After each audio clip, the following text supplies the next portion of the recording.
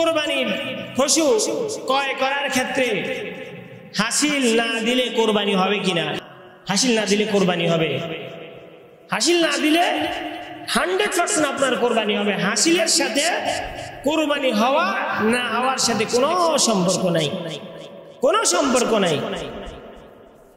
হাসিল না দিলে যদি কোরবানি না হইতো, তাহলে যারা বাইরে থেকে রাস্তা থেকে গরু কিনে, তাহলে তারা তো হাসিল দেওয়া লাগে না, তাহলে কি তাদের কোরবানি হবে না? হবে। 2 নম্বর মাসালা হলো জবাই। জবাই হচ্ছে 2 প্রকার। কয় প্রকার? একটা হচ্ছে যাবাহুল ইখতিয়ারি, একটা হচ্ছে যাবাহুল ইত্তিরারি। একটা হচ্ছে ইচ্ছাকৃত জবাই, একটা হচ্ছে অনিচ্ছাকৃত জবাই। বলে বিষয়টা কেমন? আপনার পশু জবাই করতে গেছেন বা জবাইয়ের জন্য রেডি করছেন, অনেক সময় আছে এমন সময় পশু দৌড়ানি শুরু করে দেয়। শুধু দৌড় না, 4-5 জনকে শোয়াইও ফেলায় অনেক সময়। তাহলে জবাই এখানের মধ্যে একটা পশু হচ্ছে সুন্দরভাবে আপনি তাকে শোয়াই ফেলছেন, জবাই করছেন, কারণ সে কোনো বাধা ভর্তি দেয়নি আপনাকে। আর আপনার আরেকটা পশু পুরা গ্রাম আপনাকে দৌড়াইতেছে, তাকে আপনি দৌড়াইতেছেন, কিন্তু জবাই করার মতো কোনো ব্যবস্থা হইতেছে না। এটা হচ্ছে যাবাতুল ইত্তিরারি, অর্থাৎ অনিচ্ছাকৃতভাবে জবাই। ফুকাহায়ে কেরাম বলেন যাবাতুল ইখতিয়ারি যেটা ইচ্ছাকৃত জবাই, সেটা তো বেলা সব জায়েজ, কিন্তু অনিচ্ছাকৃতভাবে যেটা জবাই হবে সেটা জায়েজ কি জায়েজ না, ফুকাহায়ে কেরামের বিশাল বড় ইখতিলাফ এটা নিয়ে। সারমর্ম ইমাম আবু হানিফা, সাহাবাই, বড় বড় ইমামগণ বলছেন, যদি গাবি গরু অথবা মহিষ অথবা ওট এই পশুগুলো যদি ছুটে যায় জবাই করার সময়, আর এমন যদি অবস্থা হয় যে এগুলাকে ধরার মতো কোনো কায়দা নাই, তাহলে এগুলাকে অনিচ্ছাকৃত জবাই, আমরা তো ইচ্ছাকৃত জবাই করি কোথায়? গলার মধ্যে না। তাহলে অনিচ্ছাকৃতভাবে জবাই করা যাবে। আপনি দূর থেকে ছুরি অথবা কিছু মেলায় এটাকে দামে মাসফুহ, রক্তকে কি করতে পারবেন? প্রবাহিত করতে পারবেন। রক্ত প্রবাহিত করার সময়, প্রবাহিত করলে পশুটা কি হয়ে যায়? দুর্বল হয়ে যায়। রক্ত যখন বাইর হবে অটোমেটিক পশু দুর্বল হয়ে আস্তে নিস্তেজ হয়ে যায়। এখানের মধ্যে বিষয় হচ্ছে, যদি আপনি এমন হয় যাবাতুল ইত্তিরারি অনিচ্ছাকৃতভাবে জবাই করা লাগে, তাহলে আপনি জবাই এভাবে যেটাই আঘাত করেন সেটা জবাই করার সময় আপনার নিয়ত করতে হবে যে আমি আমার পশু জবাই করতেছি, আমি আমার পশু জবাই করতেছি, এটা নিয়ত করতে হবে। নিয়ত না করলে জবাই হবে না, জবাই সহি হবে না। 3 নম্বর মাসালা হলো জবাইয়ের সময় যদি বিসমিল্লাহ না বলা। সমস্ত ফুকাহায়ে কেরাম, 1-2 ছাড়া অধিকাংশ ফুকাহায়ে কেরাম বলেন, কেউ যদি জবাই করার সময় আল্লাহর নাম না নেয় তাহলে ওই পশু খাওয়া হারাম। ওই পশু খাওয়া কি হারাম। দলিল হচ্ছে পবিত্র কোরআনে রব্বুল আলামিন সূরা আনআমের মধ্যে বলতেছেন, ওয়ালা তাকুলু মিম্মা লাম ইউযকার ইসমুল্লাহ, ওয়ালা তাকুলু, তোমরা খেও না, মিম্মা লাম ইউযকার ইসমুল্লাহ, যেই পশুর মধ্যে আল্লাহ তাআলার নাম না লওয়া হয়। আদেশ করছেন কে? আল্লাহ। সূরা আনআমের আয়াত। যেই পশু জবাই করার সময় আল্লাহর নাম না নেওয়া হবে ওই পশু খাওয়া যাবে না, ওই পশু খাওয়া যাবে না। এই জন্য জবাইয়ের সময় কি বলা? আল্লাহর নাম নেওয়া আপনার জন্য, আমার জন্য ওয়াজিব। কেউ যদি, ফুকাহায়ে কেরাম বলেন, অনিচ্ছাকৃতভাবেও যদি আল্লাহর নাম না নেয় তাহলে ওই পশু খাওয়া হারাম। যদিও এখানের মধ্যে মতবিরোধ আছে, কিন্তু সমস্ত ফুকাহায়ে কেরাম বলেন ইচ্ছাকৃতভাবে কেউ আল্লাহর নাম লইল না তাহলে ওই পশু খাওয়া যাবে না। 3 নম্বর, অনেকেই আছে এই যে এখানের মধ্যে যে আল্লাহর নাম নেওয়া, আমাদের অনেক পশু আছে দেখবেন যারা মাজারের মধ্যে পশু জবাই করে। মাজারের মধ্যে, কেউ রাগ করবেন না, মাজারের মধ্যে যারা পশু জবাই করে এরা অনেক সময় বাবার নামে পশু জবাই করে। কার নামে? বাবার নামে। বুঝেননি কথা? জবাই করে কার নামে?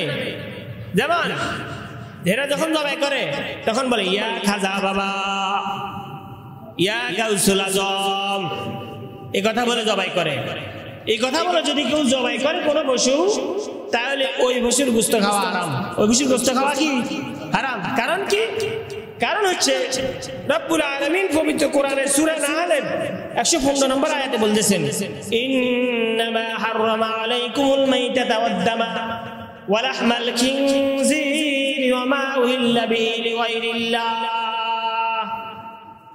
ইন্নামা হাররামা আলাইকুমুল মাইতাতা, তোমাদের জন্য ওই পশু খাওয়া হারাম, ওয়াদ-দামা ওয়া লাহমাল খিনজির ওয়া মা উহিল্লা বিহি লিগায়রিল্লাহ, তোমাদের জন্য শুকর খাওয়া হারাম, রক্ত খাওয়া হারাম।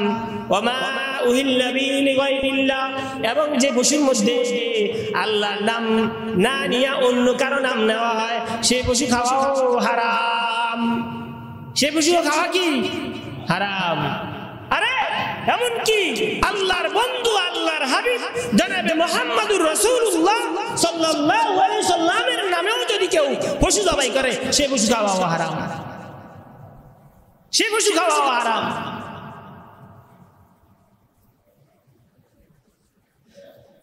চার নম্বর মাসালা, পশু জবাই করার সময় ভালো করে শুনেন, রগ কাটা। পশু জবাই করার সময় কি কাটা? রগ কাটা। পশু জবাই করার সময় সমস্ত ফুকায়ে কেরাম ইজমা করেছেন, পশু জবাই করার সময় আমাদের যে পশু জবাই করি এগুলার সাধারণ রগ হলো 4 কিসিম। এক হলো রিহ, অর্থাৎ যেটা দিয়ে কণ্ঠনালী, যেটা দিয়ে বাতাস চলে, যেটা দিয়ে কি চলে? বাতাস, ওটা। 2 নম্বর যেটা হলো খাওয়া, খাদ্যনালী, খাদ্যনালী 2 রগ। তারপরে আবার 2টা রগ আছে 2 পাশে, এটা হচ্ছে দাম্মে মাসফু, রক্তের রগ। দেখবে পশু জবাই করলে 2 পাশেরই রক্ত ছুটে। ফুকায়ে কেরাম বলেন কেউ যদি পশু জবাই করলো, জবাই করার পরে যদি তার পশুর যদি মিনিমাম 3টা রগ, কয়টা রগ? 3টা রগ যদি না কাটা যায় তাহলে ওই পশু খাওয়া হারাম। 3টা রগ কয়টা? কোনটা কোনটা? এক হলো কণ্ঠনালী, অর্থাৎ যেটা দেখি নেওয়া হয়, শ্বাস নেওয়া হয়, শ্বাসনালী আর কি। আরেকটা হলো খাদ্যনালী, এই 2 রগ। আর আমাদের যে 2 পাশে, পশুর 2 পাশে যে রক্তনালী 2টা আছে, এই 2টার একটা মিনিমাম কাটতে হবে, না হলে ওই পশু খাওয়া যাবে না। এই জন্য জবাই করার সময় একটু মনোযোগ দিয়ে জবাই করা। এভাবে পশুটা প্রথমে শুরুতে জবাই করবেন সোজা, এরপরে সাইডে দিয়ে যখন টান দিবেন তখন রক্তনালীটা ভালোভাবে কাটা যাবে। তারপরে 5 নম্বর, আমরা অনেকে আছি, 5 নম্বর মাসালা, অনেকে আছে নাম ধরে কোরবানি করি। এখানে অনেকে বোঝার কিছু ভুল আছে, আমাদের রেওয়াজ হয়ে গেছে যে আমাদের শরীকানা 5 শরীক, তো 5 শরীকে 5 জনের নামের ভাগীদার কোরবানি হবে। আমরা বলি 5 জনের নামে কোরবানি হবে। এই যে এখানে মিস্টিং, আপনার এখানে 5 জনের নামে কোরবানি হবে না, আল্লাহর নামে কোরবানি হবে। 5 শরীকানায় 5 জনের অংশে কোরবানি হবে, 5 জনের কি অংশে কোরবানি হবে। এখানে মধ্যে আমরা অনেকেই ভুল একটা রেওয়াজ করে ফেলছি সমাজে, যে হুজুর 5 জনের নাম হুজুরের কাছে জবাই করার সময় লিস্ট দিয়ে দিই না। 5 জন আপনাদের এদিকে আছে কিনা যে 5 জন কে কে কোরবান দিবে? জনাব আব্দুল করিম, মা পিতা জনাব আব্দুল সত্তার, 2 নম্বর জনাব আব্দুর রহিম, পিতা আব্দুল খালেক। এভাবে নাম ধরে কোরবানি করি না। এই যে এটাও আমাদের ভুল একটা রেওয়াজ। ওই নামগুলা ইমাম সাহেব পড়ার কোনো প্রয়োজন নেই। ওইগুলা আপনি যে কোরবানি দিতেছেন, কার পক্ষ থেকে কোরবানি দিতেছেন কে জানে? জানেন কে? আল্লাহ জানেন। 2 নম্বর বিষয় হচ্ছে আপনার এরপর শখ লাগতে পারে এটা আসলে রাসূলুল্লাহ সাল্লাল্লাহু আলাইহি ওয়াসাল্লাম করেছেন কিনা। না, আল্লাহ রাসূল সাল্লাল্লাহু আলাইহি ওয়াসাল্লাম করেন নাই। সাহাবায়ে কেরাম করেছেন এমন? না, সাহাবায়ে কেরামও করেন নাই। তাবিঈন করেছেন? তাবিঈনও করেন নাই। ইসহারি নাম আইম্মা আরবা তারা করেছেন? না, তারাও এমন নাম ধরে অমুক অমুক ফিতা অমুক এভাবে কোরবানি করেন নাই। আপনি যে কোরবানি দিতেছেন, পবিত্র কোরআনের মধ্যে আমরা কতবার বলতেছি ইন্নাল্লাহ সামিউন বাসীর, ইন্নাল্লাহ হাকীমুন আলীম, কত কতবার যে বলতেছি যে তিনি এমন হাকিম, তিনি যা আমাদের প্রত্যেকের মনের অন্তরের সব খবর জানেন, সব খবর জানেন। এজন্য নাম ধরতে হবে, বাধ্যতামূলক নয়। 6 নম্বর মাসালা শরিকানা বাগ। অনেকে আছে শরিকানা বাগের মধ্যে কি করি আমরা, ওই যে আমাদের দেমাগের আকলের ওজনের মাধ্যমে আমরা শরীকে ভাগ করি। এটা এখন কমে গেছে, আগে এক সময় ছিল না। ভাগ করতে হবে সমানভাবে, পাল্লা দিয়ে। আপনার 60 ভাগে কুরবানি করেছেন, 60 ভাগটা সমান। কারো ভাগে যেন 500 গ্রাম বেশি না যায়, কারো ভাগে যেন 500 গ্রাম কম না আসে, এমন যেন না হয়, এমন যেন না হয়, খবরদার। 7 নম্বর মাসালা, আমাদের অনেকে আছে কোরবানির দিন আমরা নিজেরা পারি না, তো আমরা কি করি, সহযোগী লই, 2-3 জন বা একজন লোক লই, যাতে করে আমাদেরকে চামড়া খালাই দেয় অথবা আমাদের পশুর গোশত এগুলা কেটে দেয়। এজন্য আমরা অনেক সময় লোক লই না। তো লোক হলে মাসালা হলো, অনেকে আছে সুবিধাবাদী, মনে কষ্ট নেবেন না, বলি কেমন লোক নিয়া তাকে আমরা গোস্ত ধরাই দিই, যে 3 কেজি গোস্ত 4 কেজি ধরাই দিই, যে 4 কেজি গোস্ত তুমি নিয়ে যাও, বাস। এই না, খবরদার ভাই, এমন করবেন না। আপনি যাকে নিবেন তাকে ওই দিনের যে তুমি আমার গরুটা খালাই দিবা অথবা গোস্ত ভাগ করে দিবা, তোমারে আমি এই পরিমাণ কিছু টাকা দিব, তুমি রাজি আছো কিনা।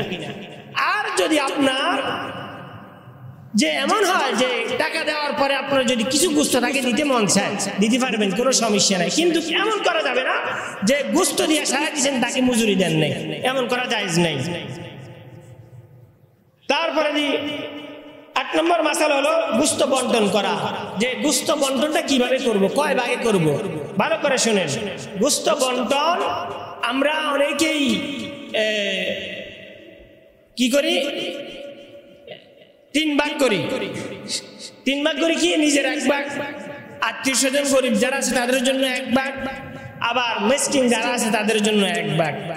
এখানের মধ্যে একটা জিনিস মিস হচ্ছে, সেটা হচ্ছে কি, আমার আত্মীয় স্বজন যারা তারা যদি কোরবান দেওয়ার উপযুক্ত কোরবানি দিতেছে, তারা যদি কোরবানি দিয়েই থাকে, তাহলে তাদেরকে কোরবানি গোস্ত দেওয়া আমার জন্য আবশ্যক না। তাদেরকে কোরবানি গোস্ত দেওয়া আমার জন্য কি না, আবশ্যক না। যে অমুকে আমার আত্মীয় লাগে, সে কোরবানি দিতেছে, আপনি তাকেও কোরবানির গোস্ত দিতেছে না, তাকে কোরবানি দেওয়া আবশ্যক না। যে মিসকিন আপনার আত্মীয় স্বজনের মধ্যে যারা গরিব গোরাবা আছে, তাদেরকে দেওয়া আপনার জন্য জরুরি, এবং মিসকিন যারা আছে তাদেরকে দেওয়া। কদিন আগে একটা ভিডিও আপলোড হয়েছে, দেখলাম যে এক আলেম বলতেছে যে কোরবানির গোস্ত 3 দিনের বেশি খাওয়া কি নাই, রাখা ফ্রিজে রাখা কি নাই, জায়েজ নাই। তো উনি এই হাদিসটা দিয়েছেন তিরমিজি শরীফের 109 নম্বর হাদিস, 109 অর্থাৎ 1109 নম্বর হাদিস। 9 নম্বর হাদিসে উনি কি করছেন, বলছেন যে এই হাদিস অনুসারে কোরবানির গোস্ত 3 দিনের বেশি খাওয়া জায়েজ নেই, ধরে রাখা জায়েজ নেই, অর্থাৎ ফ্রিজে রাখা জায়েজ নেই। এইসব প্রশ্ন উনার এই হাদিসটা উনি পড়ছে, কিন্তু এই হাদিসটা রহিত হয়ে গেছে গা, উনি এটা ভালোভাবে জানেন না। এরপরের হাদিস 1010 অর্থাৎ 10 নম্বর হাদিসের মধ্যে আল্লাহ রাসূল সাল্লাল্লাহু আলাইহি ওয়াসাল্লাম বলছেন যে আগে আমি বলেছিলাম তোমাদেরকে 3 দিনের বেশি গরু গোশত রাখা যাবে না, এখন আমি তোমাদেরকে অনুমতি দিয়েছি, গরিব গোরাবা যারা আছে তাদেরকে দেওয়ার পরে তুমি যা খুশি তা রাখো, যা খুশি তা খাও। তার মানে ওই হাদিস কি হয়ে গেছে গা, রহিত হয়ে গেছে গা। এই জন্য এই হাদিসটা 1 মাসে রেখে আপনি খাইতে পারবেন ধীরে স্থিরে, জাগো বন্টনের ভাগিদার যারা তাদেরকে দিয়ে। এরপরে আমার মাসালা হলো 9 নম্বর মাসালা হলো জবাইকৃত পশুর যা খাওয়া যাবে। আমাদের জবাইকৃত পশুর যা খাওয়া যাবে না, জবাইকৃত পশুর 7টা অঙ্গ খাওয়া হারাম। কয়টা অঙ্গ? 7টা অঙ্গ খাওয়া হারাম। 1 নম্বর হলো মর্দা পশুর, যে মর্দা পশু আছে তার পুরুষ লিঙ্গ খাওয়া হারাম। 2 নম্বর স্ত্রী পশু, গাভী পশুর গাভী স্ত্রী লিঙ্গ যে স্থানটা আছে সেটা খাওয়া কি হারাম। তারপরে দামড়া পশুর অন্ডকোষ, এটা খাওয়া কি হারাম। তারপরে তারপরে দিয়ে প্রবাহিত রক্ত খাওয়া হারাম। জমা আমাদের পশু এবং মানুষের গোশতের মধ্যে একটা কিছু আছে, এইভাবে কিছু জমাকৃত রক্ত থাকে, এটাও খাওয়া হারাম। তারপরে দিয়ে মূত্রথলি খাওয়া হারাম। তারপরে দিয়ে পিত্তথলি খাওয়া কি হারাম। এই জিনিসগুলা খাওয়া আমার জন্য আপনার জন্য হারাম, এগুলো আমরা খেতে পারবো না। 10 নম্বর, অনেকে আছে চর্বি, হাড় এগুলা বিক্রি করে। কেউ যদি কোরবানির পশুর চর্বি বিক্রি করে জায়েজ নেই, কেউ যদি কোরবানির পশুর হাড় বিক্রি করে জায়েজ নেই। 11 নম্বর মাসালা হলো গোশত। কোন কোরবানির মুসলমানের জবাইকৃত পশুর গোশত বিধর্মীদেরকে দেওয়া যাবে কিনা? জি, আপনার যদি কোনো বিধর্মী খায় আপনার গোশত, তাহলে তাকে দেওয়া জায়েজ আছে, গরিব হলে তাকে দেওয়া জায়েজ আছে। 12 নম্বর মাসালা চামড়া। কোরবানির জবাইকৃত পশুর চামড়া বিক্রি করা। হ্যাঁ, আপনি যদি কোরবানির জবাইকৃত পশুর চামড়া বিক্রি করে ওই টাকা আল্লাহর রাস্তায় দিয়ে দেন তাহলে জায়েজ আছে। আর জবাইকৃত পশুর চামড়া বিক্রি করে যদি আপনার পকেটে ঢুকান তাহলে আপনার জন্য জায়েজ নাই। এখানে একটা বিষয় হলো